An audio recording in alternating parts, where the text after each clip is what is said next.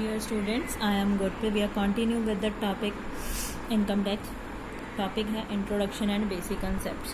तो असी आ गए सी सॉरी असैसमेंट ईयर ते जिहड़ा कि सैक्शन 2 सबसैक्शन 9 के अंदर कवर होंदा है।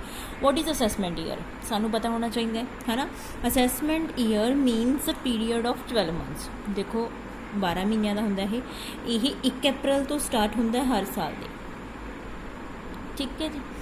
तो हुण नॉर्मल एक फाइनैंशियल ईयर होंदा है, ठीक है।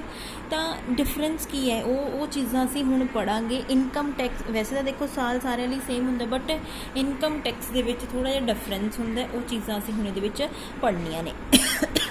Sorry, in India government maintains its account for 12 months. सरकार है वो कहती आ कि तुसी ने जिहड़े अपने अकाउंट्स ने मेनटेन करने ने वो 12 महीनों के लिए करने ने।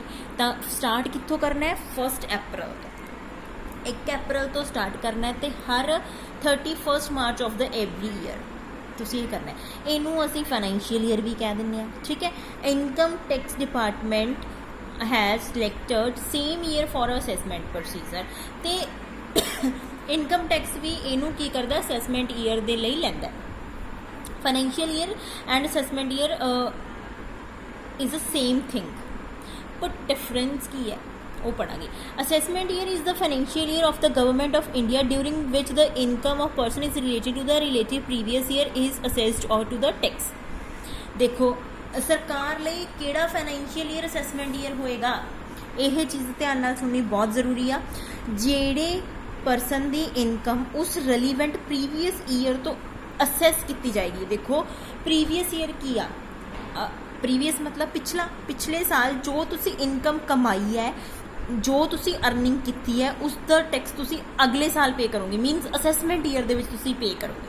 तो हर person who is liable to pay tax under this act filing returns of income prescribe dates. तो जिहड़ियां डेट्स सरकार वालों दित्तियां हुंदियां ने, प्रस्क्राइब हुंदियां ने, उस दे उत्ते असीं रिटर्न फाइल करनी हुंदी आ। तो उन्हें जिन्ना भी टैक्स है वो पे करना पैंदा। तो जिहड़ियां ये रिटर्नस ने प्रोसैस कीतियां जांदियां ने इनकम डिपार्टमेंट्स के ऑफिसर्स द्वारा। तो ये सारे प्रोसैस नूं मतलब फाइल रिटर्न करन दे प्रोसैस नूं मतलब जित्थों तुसीं इनकम कमाई आ, इनकम कमा सॉरी इनकम कमाई, इनकम कमाउण तो बाद जदों तुसीं नैक्सट देखो हुण तुसीं 1 अप्रैल तो लैके 31 मार्च 2019 तक तुसीं इनकम कमाई, ठीक है।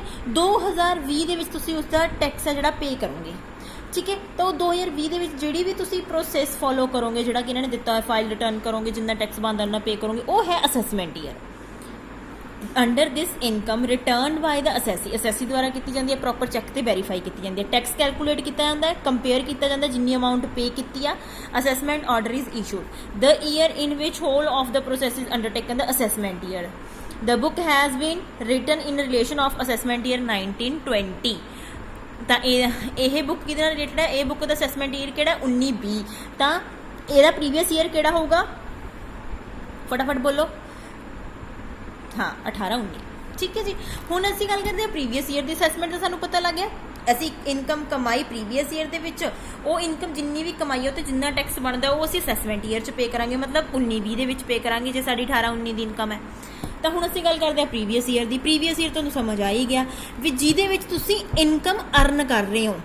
लैट सपोज तुसीं 19-20 दे विच मतलब आप जिहड़ा भी मतलब मैं 19-20 नूं ही लैके चल रही हाँ, ठीक है। 19-20 ईयर दे विच तुसीं इनकम नूं कमा रहे हो, कन्फ्यूज़ नहीं होना।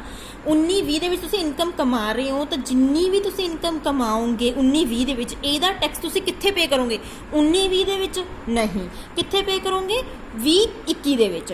तां तुहाडा प्रीवियस ईयर किहड़ा हो गया? 19-20 हो गया, ते असैसमेंट ईयर तुहाडा किहड़ा हो गया? 20-21 हो गया। It can simply set the previous year is the financial year. Previous year भी फाइनैंशियल ईयर होंदा क्योंकि वो 12 महीनों का होंदा। तो असैसमेंट ईयर हुण असैसमेंट ईयर 19-20 है, तो प्रीवियस ईयर किहड़ा होगा?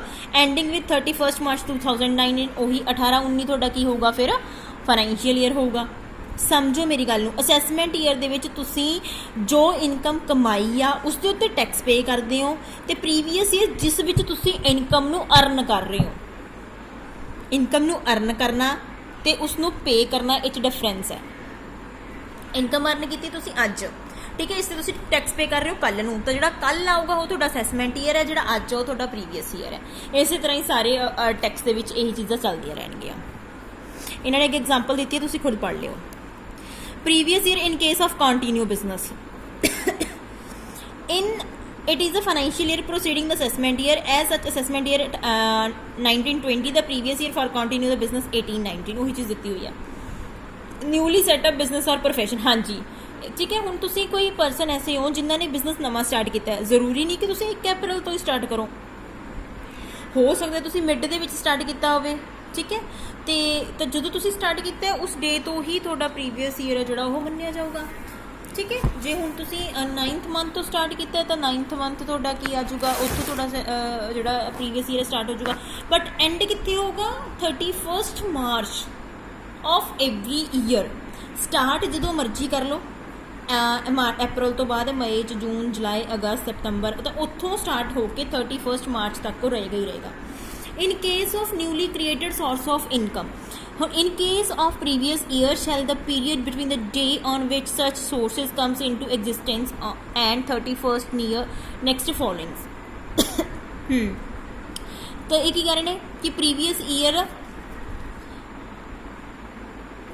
हाँ, तो मतलब जो थोड़े को सोर्स एग्जिस्टेंस दे विच आ रहा है उस ਉਹਦੇ ਵਿੱਚ, तो वो थोड़ा की है प्रीवियस ईयर है। इनू जरूरी नहीं है, छड़ दो, जी इंपॉर्टेंट चीज़ा होनी सिर्फ आप वही डिस्कस करांगे, ठीक है।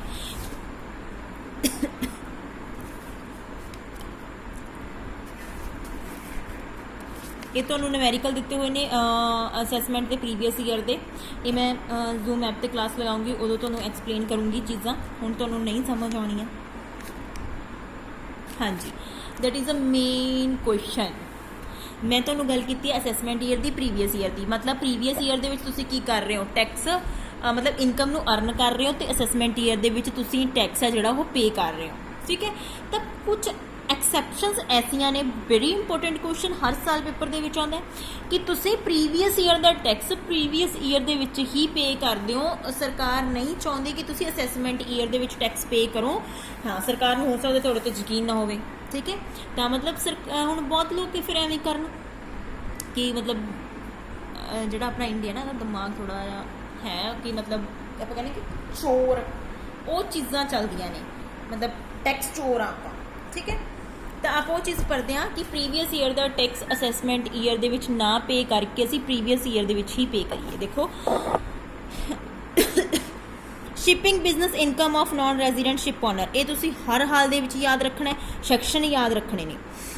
तुहाडा कोई शिपिंग बिजनेस है, तुसीं नॉन रेजिडेंट हो, ठीक है, मतलब इन केस तुसीं नॉन रेजिडेंट हो तो तुहाडी शिपिंग कंपनी है, तो तुसीं शिप लैके आ रहे हो, ठीक है।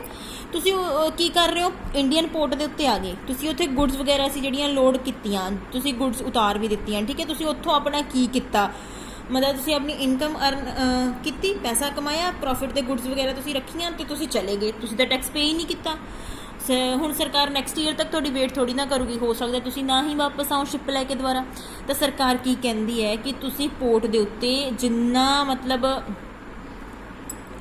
तुसीं अपनी इनकम का 7.5% ऑफ द अमाउंट रिसीव्ड और amount received by the ship owner of the charters as a fare and freight. तो मतलब जिन्नी तुहानूं इनकम अमाउंट रिसीव्ड हुई है उसका 7.5% तुसीं उत्थे ही पे कर दो एट ए टाइम, ठीक है जी। इन्ना ही इनफ है, ठीक है। पढ़ लियो, नहीं समझ आऊगा तो मैनू पूछ लियो। हाँ, in case of person living India section 174, इन्होंने सैक्शन याद रखने बहुत जरूरी है। तुसी in case income tax officer has reason to believe that individual will leave India, हाँ जी, तुसी मतलब इंडिया दे विच रहण वाले हो, रहिंदे हो, ठीक है। तुसी किसी भी रीजन करके इंडिया छड्ड रहे हो और आने वाले कई सालों तक तुसी वापस नहीं आ रहे, ठीक है। असैसिंग ऑफिसर को इस गल का यकीन है, तो असैसिंग ऑफिसर कहता भी तेनों आपका टैक्स है जोड़ा अज ही सारा पे करके जाना पऊगा, तो मैं आने वाले तेरे टाइम की वेट नहीं कर सकता, तो अज का टैक्स अज ही फिल करके जा, जिन्ना तेरा टैक्स बनता है, फिर तू फॉरन जा सकता है, ठीक है जी। नेक्स्ट है assessment of any association of persons body of individual artificial judicial person formed or establish for a limited period. हाँ जी, हुण चाहे तो AOP है, चाहे BOI है, चाहे आर्टिफिशियल जुडिशियल पर्सन है, सैक्शन 174A के अंदर कवर होंदी है। असैसिंग ऑफिसर नूं लगता है भी जिहड़ी इन्हां ने ये बनाई है, चाहे AOP, चाहे BOI, चाहे आर्टिफिशियल जुडिशियल पर्सन फॉर्म की है, एस्टैबलिश की एक लिमिटेड पीरियड के लिए की है, ठीक है, किसी पर्टिकुलर इवेंट के लिए की है। एक कदों भी डिसॉल्व कर सकते हैं, ਜਾਂ इन्होंने लगता कि सेम ईयर ਦੇ ਵਿੱਚ ਇਹ खत्म कर देंगे कंपनी ਨੂੰ, जो भी इन्होंने इवेंट या कुछ भी परपज़ ਲਈ ਉਹ एसोसीएशन बनाई है, तो इन्हों सॉरी उस साल ਦੇ ਵਿੱਚ ही की करना पऊगा, टैक्स है जोड़ा पे करना पऊगा। In case of person who are likely to transfer their assets to avoid tax. हाँ जी, हुण इनकम टैक्स जोड़ा इनकम टैक्स ऑफिसर है उन्होंने लगता है भी किसी परसन ने अपनी कोई प्रॉपर्टी सैल की है, ट्रांसफर की है या डिस्पोज की है, उन्हें मतलब अपनी टैक्स लायबिलिटी नूं अवॉइड करन दे लई कीता है, उहदी इंटेंशन की है कि वो टैक्स बचा ले, तो सरकार कहती है भी ये तू अज जिहदा टैक्स है जिहड़ा पे कर दे। In case of discontinue business section 176। हाँ जी, जे तुसीं अपना बिजनेस ਜਾਂ प्रोफेशन नूं डिसकॉन्टीन्यू करना चाहते हो, मतलब खत्म करना चाहते हो, तो सरकार ड्यूरिंग एन असैसमेंट ईयर, तो उस साल लास्ट के प्रीवियस ईयर जो भी होएगा last previous year till the date of discontinue may be assessed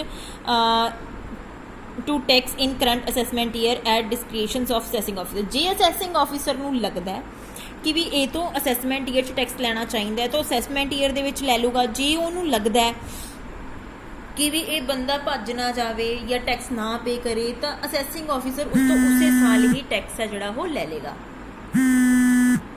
ठीक है जी।